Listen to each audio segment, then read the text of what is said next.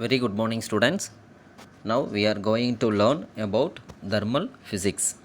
First of all, heat means thermal means heat. ஓகேங்களா? Next physics அப்படின்னு ஒரு concept சொல்லியிருக்காங்க இல்லையா? Is a machinery. ஓகேங்களா? ஒரு இயந்திரத்தை சம்மந்தமாக படிக்கிறதுக்கு பேர் தான் ஃபிசிக்ஸ்ன்னு சொல்கிறீங்க. அந்த மெஷின்ஸை யூஸ் பண்ணி அந்த ஹீட்டை எல்லாம் எப்படி நம்ம கன்வெர்ட் பண்ணி ஒர்க் அவுட் பண்ண முடியும் அப்படிங்கிறது தான் தெர்மல் ஃபிசிக்ஸ். ஓகேங்களா? இந்த கூடங்குளம் இதெல்லாம் நீங்கள் கல்பாக்கம் இதெல்லாம் கேள்விப்பட்டிருப்பீங்க. அங்கெல்லாம் பார்த்தீங்க அப்படின்னா யுரேனியம், தோரியம் இதையெல்லாம் ப்ரோக் பண்ணி நம்ம அதிலிருந்து வரக்கூடிய ரேடியேஷனை அந்த தெர்மலை யூட்டிலைஸ் பண்ணி கரண்ட்டை ப்ரொடியூஸ் பண்ணுறோம் இல்லைங்களா? ஸோ அதெல்லாமே நம்ம எதை பற்றின ஒரு கான்செப்ட் அப்படின்னா இந்த தெர்மல் ஃபிசிக்ஸ் அப்படிங்கிற கான்செப்ட் தான். ஓகேங்களா? அதெல்லாம் எதை பேஸ் பண்ணியிருக்குன்னா ஹீட் எனர்ஜியை பேஸ் பண்ணியிருக்கு. ஹீட் அப்படின்னு என்ன உங்களுக்கு தெரியும். அந்த ஃபுல் எனர்ஜியை கொடுக்கக்கூடிய மெயின் சோர்ஸ் யார் அப்படின்னா சன். ஓகேங்களா? ஸோ என்னென்ன ஹீட் எனர்ஜியை நம்ம யூட்டிலைஸ் பண்ணிக்கிட்டு இருக்கோம் அப்படின்னு ஒரு விசுவலைசேஷன் காட்டிகிட்டு இருக்கேன்.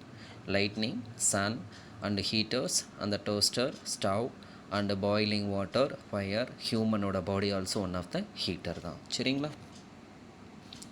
So now going to learn thermal physics unit 3. ஓகேங்களா? தேர்டு லெசனில் ஃபஸ்ட் ஒன்னாக படிக்கிற டாபிக் என்ன அப்படின்னு பார்த்தீங்க அப்படின்னா இந்த தெர்மல் ஃபிசிக்ஸ். ஓகேவா? அதனுடைய இன்ட்ரொடக்ஷனை இப்போ நான் எக்ஸ்பிளைன் பண்ண போகிறேன். இந்த கான்செப்ட் என்ன அப்படின்னு சொல்லி பார்த்தீங்க அப்படின்னா it's nothing but sun is the primary source of thermal energy for all living organism. So எல்லா லிவிங் ஆர்கனைசத்துக்கும் உங்களுக்கு மெயின் இம்பார்ட்டண்ட்டாக இருக்கிறது யார் அப்படின்னு பார்த்தீங்க அப்படின்னா சன் தான். ஓகேங்களா? இப்போ சன் ரைஸ் ஆகலைன்னு வச்சுக்கோங்களேன், பிளான்ட்ஸ்னால் ஃபுட்டை ப்ரிப்பேர் பண்ண முடியாது. அது உங்களுக்கு தெரியும். பிளான்ட்ஸ் ஃபுட்டை ப்ரிப்பேர் பண்ணலன்னா அதை டிபெண்ட் பண்ணியிருக்கக்கூடிய அனிமல்ஸ் அண்ட் ஹியூமன்ஸ் யாருமே ஒன்றுமே பண்ண முடியாது. ஸோ மெயின் சோர்ஸே எதில் தான் இருக்குதுன்னா சன்னில் தான் இருக்குது. ஏன்னா சன்னில் கொடுக்கக்கூடிய ஹீட் எனர்ஜி வேறு எதனாலையும் கொடுக்க முடியாது. Okay? Thermal energy is the causes. அதாவது அந்த தெர்மல் அப்படிங்கிற எனர்ஜியை நீங்கள் ஒரு காரணின்னு சொல்லிக்கலாம். அண்டு டெம்பரேச்சர் அப்படின்னு சொல்கிறீங்க இல்லைங்களா, அந்த எனர்ஜியை தான் காசஸ்ன்னு சொல்லணும். அந்த ஹீட்டை டெம்பரேச்சர்ஸ் இஸ் எஃபெக்ட், ஒரு விளைவை தரக்கூடியது அப்படின்னு சொல்ல வராங்க. Okay, right. All living organism need a particular temperature. All living organism need a particular temperature. So எல்லா லிவிங் ஆர்கனிஸுக்கும் ஒரு பர்டிகுலர் டெம்பரேச்சர் கண்டிப்பாக இருக்கும். ஒரு ஹியூமனோட டெம்பரேச்சர் ஒன்று இருக்கும், ரூம் டெம்பரேச்சர் ஒன்று இருக்குது, அக்வாட்டிக் அனிமல்ஸுக்கு ஒரு மெயின்டைன் ஆகக்கூடிய ஒரு ஹீட் இருக்குது. For this survival. ஓகேங்களா? உயிர் வாழணுன்னா கண்டிப்பாக ஹீட் வெரி இம்பார்ட்டண்ட். இப்போ ரிவர் ஆர் இதெல்லாம் போய் பார்த்தீங்கன்னு வச்சுக்கோங்களேன், வாட்டர் தானே, ஸோ அங்கே வந்து ஒன்றும் பெருசாக ஹீட் இருக்காது அப்படின்னு நீங்கள் நினைக்கலாம். ஆனால் அந்த வாட்டர் கண்டென்ட்டுக்குள்ளே கூட ஒரு பர்டிகுலர் டெம்பரேச்சர் மெயின்டைன் ஆகிட்ருக்கும். அந்த மெயின்டெனன்ஸ் இருந்தால் மட்டும்தான் அந்த அக்வாட்டிக் அனிமல்ஸ்னால் உயிர் வாழ முடியும். அப்படி இல்லைன்னா அதெல்லாம் டெத் ஆகிடும். Okay, next. இந்த kitchen a container with a steel bottom is placed on the induction stove. நீங்கள் பார்த்துருப்பீங்க கிச்சனில் எல்லா கண்டெய்னர்லேயும் பாட்டத்தில் என்ன வச்சுருப்பாங்க அப்படின்னா ஒரு மெட்டீரியல் இருக்கும். அது என்னன்னு கேட்குறாங்க. Do you know why? All of us have a common man's understanding of the thermal energy and temperature. ஒரு டெம்பரேச்சரை அதனுடைய எனர்ஜியை எப்படியெல்லாம் ப்ராப்பராக யூட்டிலைஸ் பண்ணணும் அப்படிங்கிறத எல்லாத்துக்குமே தெரியும். அதனால தான் நம்ம அந்த ஹீட்டை அன்வான்டாக வெளியில் போகாமல் ப்ராப்பராக அந்த மெட்டீரியலுக்கு கரெக்டாக கொடுத்து நம்ம அந்த ஹீட்டை ப்ராப்பராக யூட்டிலைஸ் பண்ணிக்கிறோம்.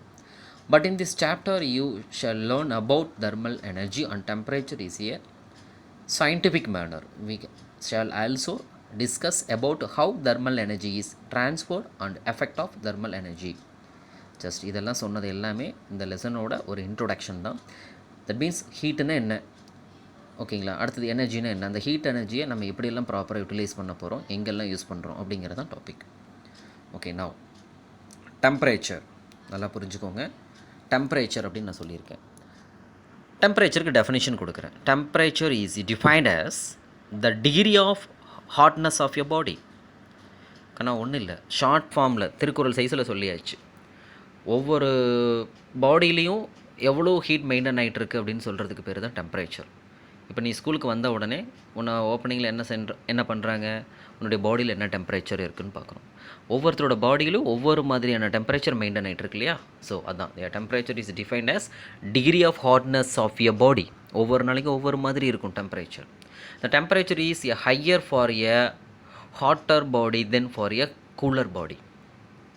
இப்போ ஹை ஃபீவர் இருக்கிறவங்களுக்கும் நார்மல் ஃபீவர் இருக்கிறவங்களுக்கும் நார்மல் பாடியில் இருக்கிறவங்களுக்கும் நிறைய டிஃப்ரென்ஸ் இருக்குது. இப்போ பார்த்தீங்கன்னா 100 டிகிரி அப்படின்னா கண்டிப்பாக அது ஃபீவராக தான் இருக்கும், சரிங்களா. 89 இந்த சம்திங் இருந்ததுன்னா நார்மலாக இருக்குதுன்னு சொல்கிறோம். அப்போ டெம்பரேச்சர் அதிகமாக இருந்தால் ஹாட்டாக இருக்கும், டெம்பரேச்சர் கம்மியாக இருந்தால் கூலராக இருக்கும்னு சொல்ல வராங்க. It is also defined as the property in which that determines whether a body is in equilibrium or not within surrounding.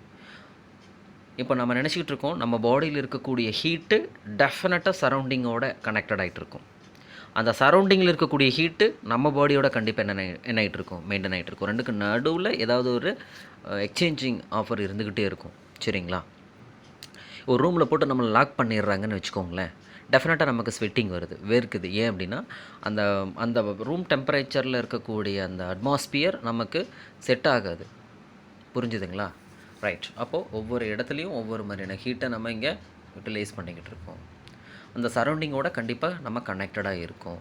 Further temperature is the property which determines the direction of flow of heat. நல்லா புரிஞ்சுக்கோங்க. டெம்பரேச்சருங்கிறது one of the property. இது எதுக்கு use ஆகுது, determines the direction of flow of heat எங்கே flow ஆகிட்டுருக்கு, என்ன டைரக்ஷனில் ஃப்ளோ ஆகிட்டுருக்குங்கிறத டெஃபினட்டாக சொல்ல முடியும். இப்போ சம்மர்னால் ஹீட் இப்படி இருக்குது, வின்டர்னால் இப்படி ஹீட் இருக்குது, ஃபாரினில் என்ன மாதிரியான ஹீட் டெம்பரேச்சர் மெயின்டைன் ஆகிட்டுருக்கு, இந்த 2-3 டேஸ்க்கு இன்றைக்கி எல்லாம் கொஞ்சம் ஹாட்டாக இருக்கும். இதெல்லாம் எப்படி சொல்கிறாங்கன்னா அந்த ஃப்ளோ ஆகக்கூடிய capacity. It is a scalar quantity, very very important one mark. Heat அப்படிங்கிறது அல்லது டெம்பரேச்சர் அப்படிங்கிறது உங்களுக்கு கண்டிப்பாக ஒரு மெஷரிங் தான். மெஷர்மெண்ட்டுன்னு வந்துட்டாலே நம்ம ஃபிசிக்ஸை பொறுத்த வரைக்கும் யூனிட்டை கொடுக்கணும் இல்லைங்களா. So the temperature property which determines the direction of flow of heat, it is scalar quantity. The SI unit of temperature உனக்கு தெரியும். சிஜிஎஸ் சிஸ்டம்னு ஒன்று இருக்குது, எஸ்ஐ சிஸ்டம்னு ஒன்று இருக்குது. டெம்பரேச்சர் அப்படிங்கிற விஷயத்தை நம்ம கெல்வின் அப்படிங்கிற யூனிட்டில் தான் மெஷர் பண்ணுறோம். அது ஒரு சயின்டிஸ்டோட நேம். அவரோட சிம்பிள்லேயே கே அப்படின்னு வச்சுருக்காங்க. கெல்வினுங்கிறது அவரோட name. There are other commonly used units of temperature such as என்னெல்லாம் இருக்குது அப்படின்னா செல்சியஸ் அண்டு ஃபாரன்ஹீட். இப்படியான மெஷர்மெண்ட்டெல்லாம் இன்னும் இருக்குது, ஓகேங்களா. நவ் அப்சல்யூட் ஸ்கேல் அப்படின்னு ஒரு கான்செப்டை நம்ம பார்க்க போகிறோம். Or Kelvin scale of temperature. அதாவது இந்த கெல்வின் அப்படிங்கிறவர் தான் அந்த அப்சல்யூட் ஸ்கேல் அப்படிங்கிற ஒரு மெஷர்மெண்ட்டே கண்டுபிடிக்கிறார், ஓகேங்களா. இந்த மேத்தமெட்டிக்ஸில் கிராஃப் ரெப்ரசன்டேஷன் உனக்கு தெரியும்னு நினைக்கிறேன். எக்ஸ் ஆக்சிஸ் ஒய் ஆக்சிஸ் அப்படின்னு இருக்கும். அப்போ ஒய் ஆக்சிஸில் என்னாகும், ஒரு வேல்யூஸ் இன்க்ரீஸ் ஆகிட்டுருக்கா டிக்ரீஸஸ் ஆகிட்டுருக்காங்கிறத ஐடென்டிஃபை பண்ணுவீங்க. இங்கே கான்செப்ட்டு அந்த மிட் பாயிண்ட் என்னென்னு சொல்லுவீங்க, ஜீரோனுடைய லெஃப்ட் ஹேண்ட் சைடு போக போக ஆன்சர் மைனஸில் இருக்கும். ஜீரோ ஆஃப்டர் வரக்கூடிய வேல்யூஸ் எல்லாம் எக்ஸ் ஆக்சிஸில் பாசிட்டிவில் இருக்கும். அப்போ ஒய் ஆக்சிஸுக்கு நம்ம லெஃப்ட் ஹேண்ட் சைடு போகிறப்ப ஆன்சர் நெகட்டிவில் வரும்.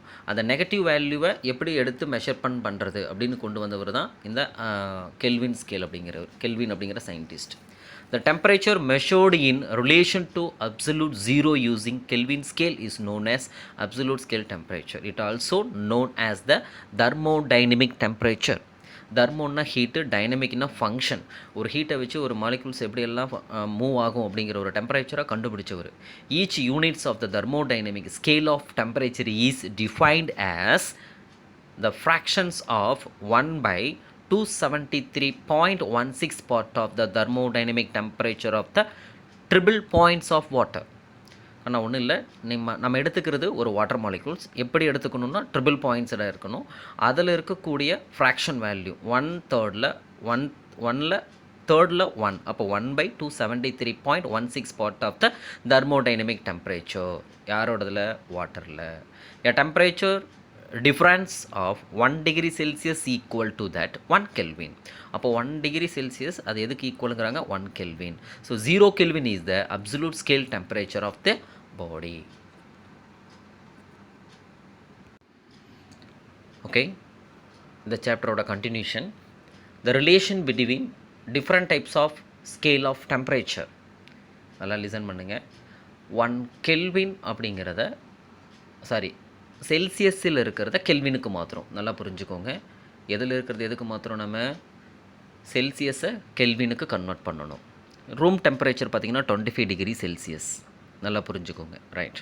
அப்போது அதை நம்ம கெல்வினுக்கு மாற்றணும் அப்படின்னா 273யோட அந்த 25 ஆட் பண்ணிங்கன்னா 298 கெல்வின் அப்படின்னு மாறிடும். சியை கேவை மாற்ற போகிறீங்க. அப்போ 273 ஆட் பண்ணணும். நெக்ஸ்ட் ஃபேரன் ஹீட் அப்படின்னு கொடுத்துருக்காங்க. நம்மக்கிட்ட ஒரு மெஷர்மெண்ட்டு ஃபேரன் ஹீட்டில் கொடுத்துருக்காங்க அப்படின்னா இந்த தெர்மாமீட்டரில் வச்சுருப்பீங்க. வீட்டில் பார்த்திங்கன்னா குட்டீஸாக இருக்கிறவங்க எல்லாத்துக்கும் ஹீட் அப்பப்போ செக் பண்ணுறதுக்கு அதில் பார்த்திங்கன்னா ஃபேரன் ஹீட்டு தான் இருக்கும். அந்த ஃபேரன் ஹீட்டை நம்ம எப்படி கெல்வினாக கன்வெர்ட் பண்ணுறது அப்படிங்கிறதுக்கு ஒரு மெஷர்மெண்ட் இருக்குது. வந்திருக்கக்கூடிய ஃபேரன் ஹீட்டை தட் மீன்ஸ் எஃப் அதுதான், அதோட ப்ளஸ் 460 அப்படிங்கிற ஒரு வேல்யூ ஆட் பண்ணி அந்த ஆன்சர் ரெண்டையுமே 5/9 அதை 5ஐ 9ஆல் டிவைட் பண்ணி வந்த ஆன்சரை இன்ட்டு பண்ணிக்கணும்.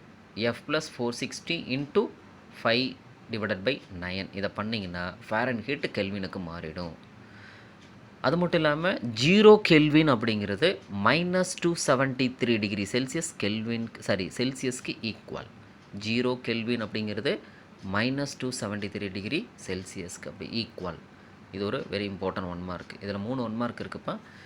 செல்சியஸை கெல்வினாக மாற்றுறது எப்படி, ஃபேரன் ஹீட்டை கெல்வினாக மாற்றுறது எப்படி, 0 கெல்வின் எவ்வளோ செல்சியஸ்க்கு ஈக்குவல் அப்படிங்கிறது. Next one, thermal equilibrium.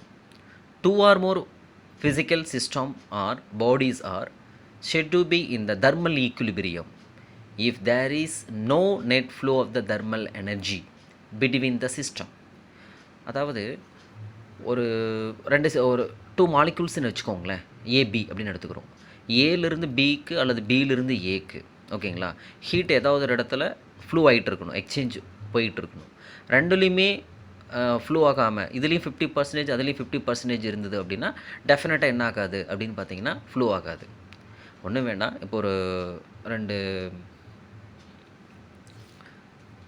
ஒரு எக்ஸாம்பிளுக்கு நம்ம என்ன எடுத்துக்கலாம் அப்படின்னா, ஒரு 2 தொட்டி வச்சுக்கோங்களேன். 2 தொட்டியில் ஒரு தொட்டி கொஞ்சம் தண்ணி அதிகமாக இருக்குது, இன்னொரு தொட்டியில் தண்ணி கம்மியாக இருக்குது. ரெண்டுக்கு நடுவில் ஒரு ஹோல் போட்டிருக்கீங்க.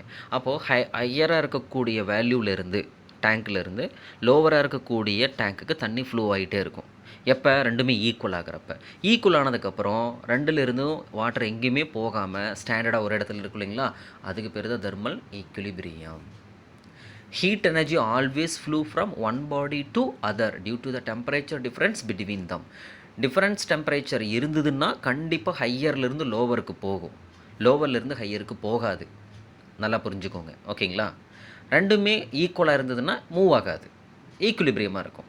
ஈக்குலிபிரியம் மீன்ஸ் ஃபார்வர்ட் பேக்வர்ட் ரெண்டுமே ஈக்குவலாக இருக்கும். Thus can be defined thermal equilibrium is another way. If 2 bodies are said to be thermal equilibrium, ரெண்டுமே ஈக்குலிபிரியமாக இருந்ததுன்னா they will be at the same temperature இருக்குன்னு அர்த்தம். What will happen if 2 bodies different temperature are brought in contact with one other? ரெண்டுக்கு difference இருக்கிற மாதிரி எடுத்துக்கிறோம். ஒரு மெட்டீரியலில் 60 டிகிரி இருக்கிற மாதிரியும் இன்னொரு மெட்டீரியலில் 40 இருக்கிற மாதிரி எடுத்துக்கிறோன்னு வைங்களேன். டோட்டல் 100. அப்போ ஒரு பக்கம் அதிகமாக இருக்குது 10 பாயிண்ட்ஸ், இன்னொரு பக்கம் 10 பாயிண்ட்ஸ் கம்மியாக இருக்குது.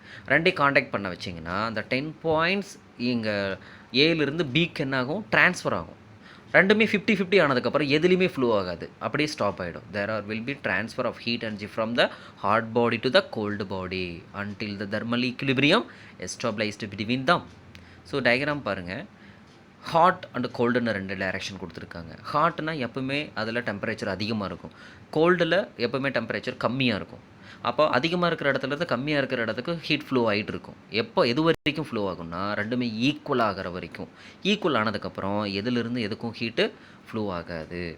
When a body is placed in contact with hot பாடி, ஒரு கோல்டு பாடியை ஹாட் பாடி பக்கத்தில் கொண்டு போய் வைங்க, சூடாக இருக்கிற ஒரு பொருள் பக்கத்தில் இன்னொரு பொருளை கொண்டு போய் வைங்க.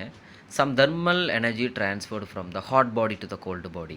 அப்போது ஹாட் பாடியாக இருக்கிறது கொஞ்சம் நார்மல் கண்டிஷனுக்கு வந்துடும், கோல்டு கண்டிஷனில் இருக்கிறது ஹாட் ஆக ஆரம்பிச்சிடும். As a result there is some rise the temperature of the cold body and decrease the temperature of the hot body. அப்போ கோல்டு கண்டிஷனில் இருக்கிறது இன்க்ரீசஸ் ஆகவும் ரொம்ப ஹையர் லெவலில் இருக்கிறது டிக்ரீசஸும் ஆகுங்கிறாங்க. This process will continue until these 2 bodies attain the same temperature. Next, thermal energy. 3.2ல thermal energy. thermalனாலே ஹீட்டு தான், heat energy. If you leave a cup of hot milk on your table for some time, what happens? கண்ணா ஒன்றும் இல்லை, காலையில் நமக்கு ஒரு காஃபியோ டீயோ கொண்டு வந்து ஒரு டேபிளில் வைக்கிறாங்க. ஹாட்டாக இருக்கிற மெட்டீரியல் ஒரு 15 மினிட்ஸ் ஆஃப்டர் கண்டிப்பாக நார்மல் இதுக்கு வந்துடும். ஹீட்டெல்லாம் வெளியில் போய் நார்மல் கண்டிஷனுக்கு வந்துடும். அப்போ என்ன நடக்குதுன்னா, அந்த டம்ளரில் இருக்கக்கூடிய அந்த ஹீட்டு சரௌண்டிங் ஷக் பண்ணிக்குது. தட் மீன்ஸ் உறிஞ்சிக்குது. ஓகே, இப்போ ஃப்ரீசர்லேருந்து ஒரு ஐஸ் க்யூப் எடுத்துகிட்டு வந்து அதே சேம் டைம் வச்சுருக்கீங்க. அப்போ அந்த ஃப்ரீசரில் இருக்கக்கூடிய அந்த கூலிங் வெளியில் வந்த உடனே அதை நார்மல் ஆக்கிறதுக்கு சரௌண்டிங்கில் இருக்கக்கூடிய ஹீட்டு அந்த கோல்டு கண்டிஷனுக்கு ப்ரொவைட் பண்ணுது. தட்ஸ் மேட்டர், அவ்வளோதான். The hotness of the milk decrease after some time. Similarly if you keep a bottle of the cold water on a table, the water becomes warmer after some time. What do you infer that this observation? In the case of hot milk, there is a flow of energy from the cup of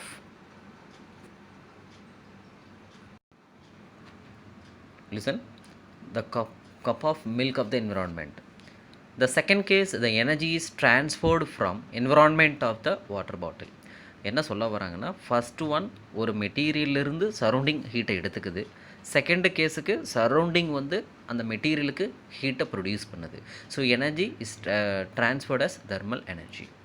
when a hot object in contact with another cold object, ஒரு ஹாட்டாக இருக்கிற ஒரு object லோவராக இருக்கக்கூடிய gold ஆப்ஜெக்டை contact பண்ணுதுன்னு வச்சுக்கோங்களேன். From energy flows from the hot object of the cold object which known as thermal energy. The thermal energy is a form of energy which transferred between any two bodies due to difference in their temperature. Thermal energy is known as heat energy or simply heat. Next, heat energy is a agent. நல்லா புரிஞ்சுக்கணும். is a ஒரு agent. agentனா உங்களுக்கு தெரியும் நினைக்கிறேன். which produce the sensation of the warmth and make bodies hot. ஒரு நார்மலாக இருக்கிற ஒரு இடத்துல ஹீட் அதிகமாக பட்டுக்கிட்டே இருந்ததுன்னா அந்த பாடி ஹீட் ஆகிடும். The process in which heat energy flows from a body at a higher temperature to another object at lower temperature is known as heating. அப்போ ஒரு பொருள் வந்து ஹீட் பண்ணுறதுக்கு முன்னாடி லோவர் டெம்பரேச்சரில் இருக்கும். ஹீட் பண்ண ஹையர் ஹீட்டிங் ஆகிடும். This process transmission of heat may be done in any of the way like conduction, the convection or radiation. அப்போ ஒரு பொருள் ஒரு ஹீட்டை கண்டக்ட் பண்ணுது அல்லது ரேடியேட் எடுத்துக்குது. So heat is a scalar quantity. Very very important one mark. The SI units of the heat energy absorbed or released joule. Heat எனர்ஜியை நம்ம எப்பவுமே ஜூல் அப்படிங்கிற யூனிட்டில் தான் எக்ஸ்பிளைன் பண்ணணும். இது எஸ்ஐ யூனிட்டில். During the process transferring heat energy, the body at lower temperature is heated while the body at higher temperature is cold. Lower டெம்பரேச்சராக இருக்கிறது பிகம் ஹீட்டாக இருக்கிறது become change to cold. Sometimes this process transfer of heat energy is termed as. அப்போ ஒரு ப்ராசஸை ஹீட்டிங்னு சொல்லுவீங்க, but another ப்ராசஸை கூலிங்னு சொல்லுவீங்க. யூஸ்வலி ஜென்ரலாக அங்கே என்ன நடக்கும் அப்படின்னா ஹீட்டிங்கிற ப்ராசஸ் தான் நம்ம சொல்லுவோம். when the thermal energy is transferred from one body to another, this result in this rise lowering the temperature either the bodies. Okay, next topic, very very important topic, characteristic features of heat energy transfer. இந்த heat energy transfer என்னுடைய characteristic எப்படியெல்லாம் இருக்கும்? Heat always flow from system at higher temperature to system at lower temperature. எப்போவுமே heat அதிகமாக இருக்கிற இடத்துலேருந்து தான் லோவராக இருக்கிற இடத்துக்கு பாஸ் ஆகும். ஓகேங்களா? அதுதான் அதனுடைய first character. The mass of the system is not altered when it is heated or cold. ஒரு பொருள் ஒரு பர்டிகுலர் மாஸில் இருக்குது. காலையில் பால் காய வைக்கிறதுக்கு எடுத்துக்கிற ஒரு இது வச்சுக்கோங்களேன், ஒரு காப்பர் உட்டன்சில், அதோட வெயிட்டு ஒரு 10 கிராம் அப்படின்னு வச்சுக்கோமே, அல்லது ஒரு 100 கிராம் அப்படின்னு ஏதோ ஒன்று சம்பாட்டை எடுத்துக்கோங்க. அதில் நீங்கள் என்ன ஏதாவது ஒரு மெட்டீரியலை போட்டு ஹீட் பண்ணுறீங்க. ஹீட் பண்ணுறதுனால அந்த 10 கிராமோ அல்லது 100 கிராமோ இருக்கக்கூடிய உட்டன்சில் ஒரு பாத்திரம் உங்களுக்கு ஏதாவது தேய்மானம் ஆகுமானா டெஃபினட்டாக ஆகாது. ஈஸியாக ஹீட்டை கண்டக்ட் தான் பண்ணுமே தவிர அதனால் மாஸ் உங்களுக்கு எந்த ஒரு சேஞ்சஸும் ஆகாது. ஃபார் ஒன்றும் இல்லை, சிம்பிளாக சொல்லணுமா, அப்போ காப்பர் ஒயர் நம்ம வீட்டுக்கு யூஸ் பண்ணுறக்கூடிய எல்லா எலக்ட்ரிசிட்டிக்கும் காப்பர் ஒயர் தான் யூஸ் பண்ணுறோம். கரண்ட்டு ஃப்ளூ ஆகிட்டு இருக்கிறதுனால அந்த ஒயர் இது தேய்மானம் ஆகுது என்ன, அந்த மாதிரி தான். For any exchange of heat, the heat gained or cold system is equal to the loss of the hot system. என்ன சொல்ல வராங்கன்னா, ஹாட்டாக இருக்கிறது அதிகமாக இருக்குன்னு அர்த்தம், கோல்டாக இருக்கிறது கம்மியாக இருக்குன்னு அர்த்தம். இப்போ அதிகமாக இருக்கிற இடத்துல இருந்து கம்மியாக இருக்கிற இடத்துக்கு எடுத்து கொடுக்குறோம். அப்போ ரெண்டு ஈக்குவல் தானே. அப்போ அதை எப்படி சொல்லலாம்? Heat gained equal to heat lost அப்படி நம்ம சொல்லலாம். சரிங்களா? Last topic other units of heat energy. இந்த ஹீட் எனர்ஜிக்கு என்னென்ன யூனிட் எல்லாம் இருக்குது? Through the SI units heat energy is joule. There are some other commonly used unit. Heat எனர்ஜிக்கு நிறையா இருக்குது. அதில் SI யூனிட்ஸில் கேலோரி, கிலோ கேலரி அப்படிங்கிற 2 டைப்ஸ் இருக்குது. அதில் கேலோரிஸுங்கிறது 1 calorie is defined as amount of heat energy required to rise the temperature of 1 gram of water through the 1 degree Celsius. கண்ணா ஒன்றும் இல்லை, ஒரு வாட்டரோட பாயிலிங் பாயிண்ட் 100 டிகிரி செல்சியஸ். அந்த 100லிருந்து 101 நான் கன்வெர்ட் பண்ணுறதுக்கு எவ்வளோ ஹீட்டை யூட்டிலைஸ் பண்ணிக்கிறேனோ அதுதான் அதனுடைய 1 கேலரி. ஏன்னா ஒவ்வொரு சப்ஸ்டன்ஸுக்கும் ஒரு கேலரிஸ் பவர் இருக்கும். இப்போ ஒரு பிஸ்கெட் சாப்பிட்டீங்கன்னா அதுக்குன்னு ஒரு கேலரி இருக்கும், ஒரு சாக்லேட் சாப்பிட்டீங்கன்னா அதுக்குன்னு ஒரு கேலரிஸ் இருக்கும். அப்போது சப்ஸ்டன்ஸ் வேறங்கிறப்ப அந்த சப்ஸ்டன்ஸை ஆல்ரெடி இப்போ இருக்கக்கூடிய டெம்பரேச்சர்லேருந்து 1 டிகிரி செல்சியஸாக எக்ஸ்ட்ரா ஒரு டிகிரியை எடுத்துக்கிறதுக்கு ஹீட் பண்ணுறதுக்கு எவ்வளோ எனர்ஜி நீடோ அதுதான் கேலரி. நெக்ஸ்ட்டு கிலோ கேலரி, அதே சேம் தான். 1 kilo calorie is defined as amount of heat energy require. எதுக்கு? To rise temperature 1 kilogram of water through 1 degree Celsius. என்ன சொல்ல வராங்க? இப்போ சேம் அதே தான் இங்கேயும். 1 கிலோகிராம் அப்படிங்கக்கூடிய வாட்டரை 1 டிகிரி செல்சியஸுக்கு எக்ஸ்டெண்ட் பண்ணுறதுக்கு எடுத்துக்கக்கூடிய அந்த டெம்பரேச்சர் கிலோ கேலரிஸ். புரிஞ்சுதுங்களா ஸ்டூடெண்ட்ஸ்? ஸோ இன்றைக்கி என்னென்ன நம்ம டாபிக் பார்த்தோமோ அதெல்லாம் தான் இங்கே நான் காட்டிகிட்ருக்கேன்.